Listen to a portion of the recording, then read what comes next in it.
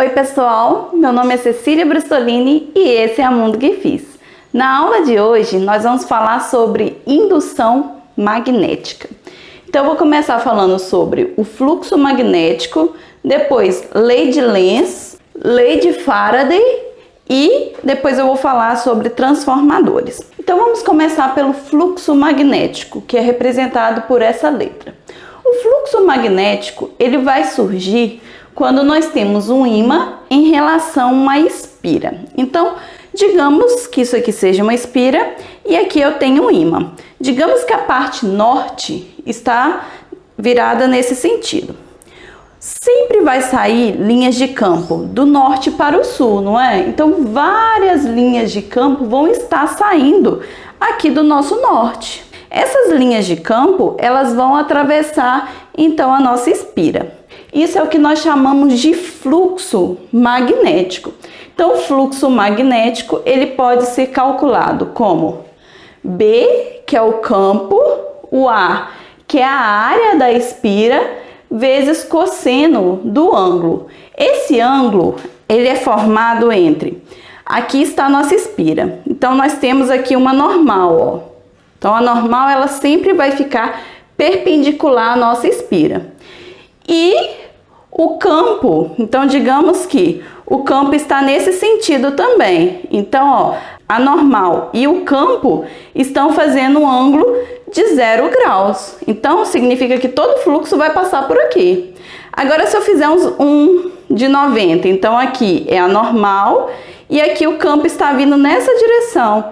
Então, nenhum campo vai passar aqui dentro. Então, vai depender aqui qual que vai ser o ângulo, lembrando sempre comparar a normal, que é sempre perpendicular à espira, e o sentido do campo, certo? Então, é assim que nós calculamos o fluxo magnético. A unidade do fluxo magnético é Tesla vezes metro ao quadrado, que é o Weber, tá? Então, o Weber é a unidade de fluxo magnético.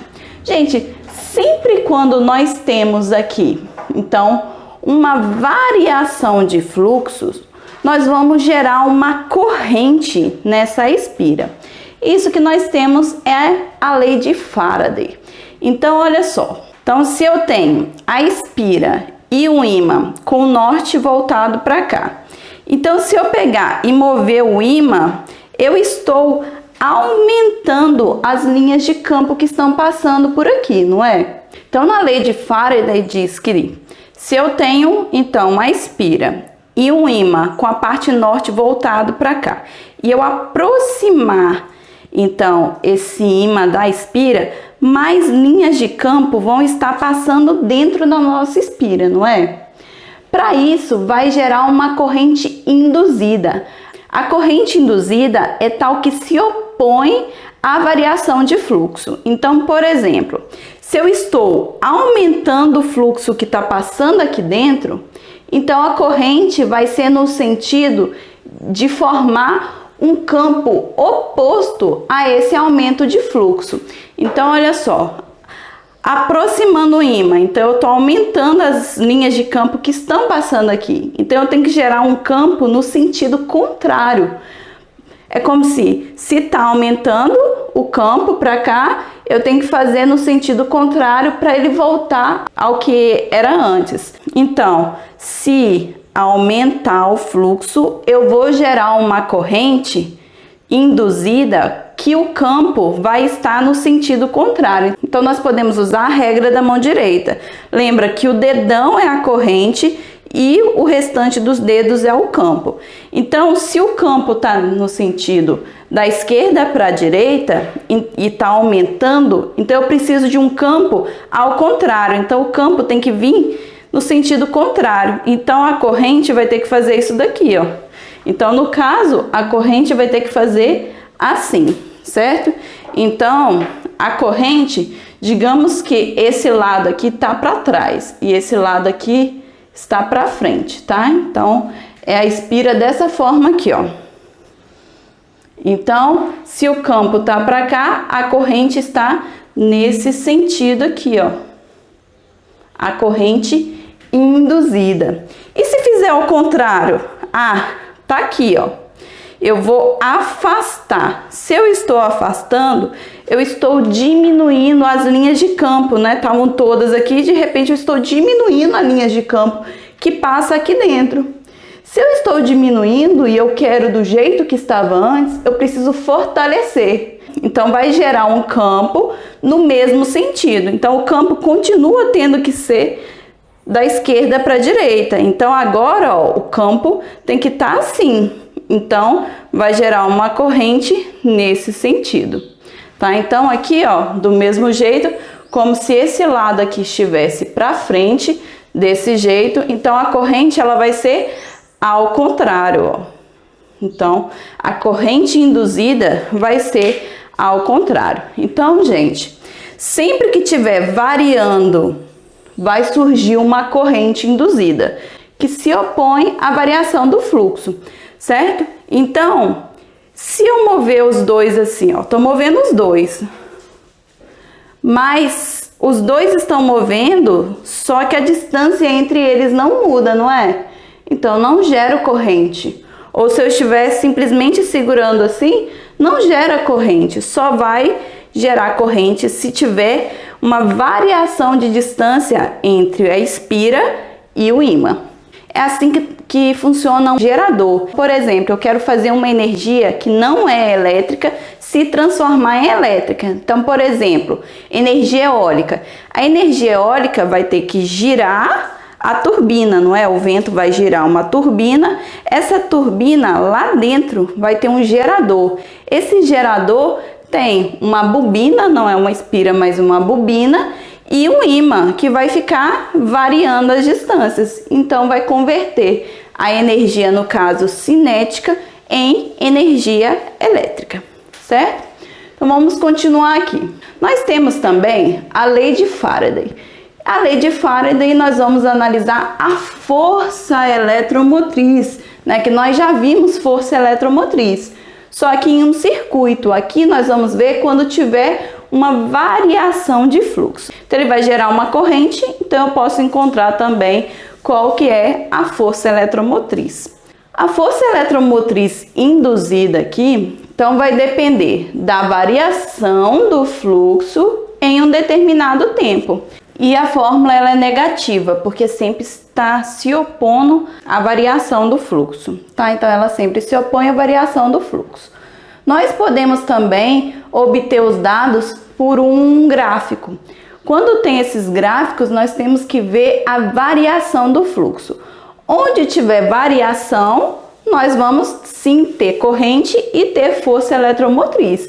Mas se não tiver variação, não tem. Então, por exemplo, se eu pedir no intervalo de 3 a 4 segundos, vamos falar que aqui é em segundos, então aqui não houve variação. Se nesse intervalo não houve variação do fluxo, então nós não temos força eletromotriz. Agora, se eu pedir de 1 até 3, de 1 até 3, sim, eu vou ter variação do fluxo. Então, eu vou ter também uma força eletromotriz, certo? Lembrando que nós podemos utilizar aquela fórmula, E é igual a RI, tá? Podemos utilizar essa fórmula aqui também. Vamos entender agora como que funciona quando um condutor retilíneo passa por uma região que tem um campo magnético. Então aqui, ó, está representado um campo magnético que está saindo aqui do quadro. Então pontinho significa saindo. Então aqui eu tenho um condutor magnético e ele vai mover dessa forma aqui nesse campo. Toda vez que eu tiver um condutor que vai mover dessa forma dentro do campo, eu posso falar aqui, a força elétrica é igual à força magnética, tá? Porque aqui vão ter vários elétrons que vão se movimentar. E aí, fazendo essa igualdade, eu não vou deduzir aqui, mas vocês vão chegar nessa fórmula aqui. Força eletromotriz é igual a B, L e V. O B é o campo, o L é o comprimento desse condutor e o V é a velocidade que esse condutor está, certo? Eu gosto de gravar como believe. Nós temos também um condutor retilíneo sobre trilhos. Então agora imagine que fosse tipo uma janela, tá? Uma janela, e aí você tá pegando e tá abrindo ou fechando, né? Digamos que seja de correr. Então, vou pegar esse condutor, eu posso mover para cá ou para cá. Se eu mover para cá, o fluxo vai aumentar, porque eu vou ter uma maior área aqui, não é? Se eu tenho uma maior área, eu posso ter mais linhas de campo passando aqui dentro. Se eu mover ao contrário, né? Fazer assim, ó. Vai fechar. Fechando, então eu vou ter menos linhas de campo passando aqui dentro. Nós podemos também calcular a força eletromotriz utilizando a mesma fórmula. Believe. Então a mesma coisa. O B é o campo, o L é o comprimento desse condutor que está passando por esse trilho e V é a velocidade. Aqui nós podemos também encontrar o sentido da corrente induzida. Então, ó, se ele está movendo para a direita, está fechando, né? Como se fosse uma janela, então a janela está fechando, menos campo vai estar passando ali dentro, não é? Se eu tenho menos campo, para se opor, é como se tivesse que voltar como estava antes. Se tem menos, então eu tenho que colocar mais campo. Então eu tenho que fortalecer o campo no mesmo sentido. Vou só trocar aqui e colocar ele dessa forma, ó. Como se ele estivesse saindo. Esse aqui é o campo. Como se o campo estivesse saindo. Então, se eu tenho um campo que está saindo, lembra da regra da mão direita? Então, os dedos são o campo. Então, o campo tem que estar saindo. Então, a corrente é o dedão. Para estar fortalecendo, tem que ter uma corrente nesse sentido. Então, a corrente vai estar no sentido anti-horário. Mas e se for ao contrário? Então, eu tenho aqui, né? E agora a velocidade é para cá. Se a velocidade está nesse sentido, então eu estou aumentando o campo que está aqui dentro, certo? Então, esse aqui é o campo.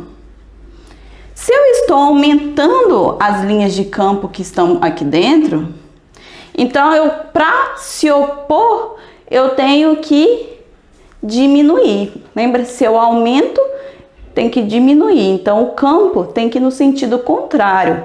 Sentido contrário, se o campo está saindo, o campo tem que estar entrando. Então, a corrente tem que ser, ó, entrando, corrente no sentido horário.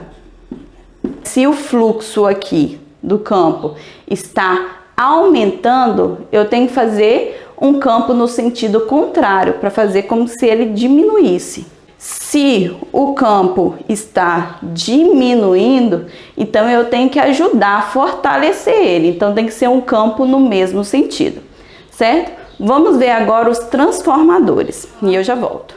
Então agora vamos falar dos transformadores. Os transformadores, eles são utilizados quando nós temos diferentes voltagens. Por exemplo, imagine que sua casa é 110 e você vai mudar para uma região em que a voltagem é 220. Então você pode utilizar aí um transformador para fazer essa mudança da voltagem, tá? Então aqui, ó, eu tenho as voltagens e aqui nós temos o número de espiras que passam no transformador. Então, em um lado nós chamamos de primário e o outro lado nós chamamos de secundário. Então, nós sabemos que a potência de um lado tem que ser igual à potência do outro. Então, nós podemos usar a fórmula de potência, que eu gosto de chamar de pode vir. Então, V de voltagem e I de corrente. Então, do primário igual voltagem e corrente do secundário. Vou isolar para chegar na fórmula. Então, V1 sobre, vou passar o V2 para esse lado. É igual I2, que já está aqui, sobre I1. Nós podemos também igualar com o número de espiras. Então, N1 sobre N2. tá? Então, essa aqui é a fórmula. Se eu quero voltagem com o número de espiras, eu uso aqui. Se eu quiser voltagem com corrente ou corrente com o número de espiras, então eu utilizo uma parte só o que interessa. E aqui, gente, cuidado que quando eu relaciono voltagem com corrente, tá vendo que fica ao contrário, ó? Fica, ó, V1 sobre 2 e 2 sobre I1, então fica ao contrário. Agora o número de espiras não. V1 sobre V2 é igual a N1 sobre N2. Então o número de espiras fica igual. Então, gente, numa próxima aula eu faço exercício sobre o assunto. Então, se você tem alguma dúvida, deixa aqui nos comentários, certo? Se você gostou do vídeo, se inscreva no canal, curta o vídeo e compartilhe com seu amigo. E eu te vejo no próximo vídeo. Tchauzinho!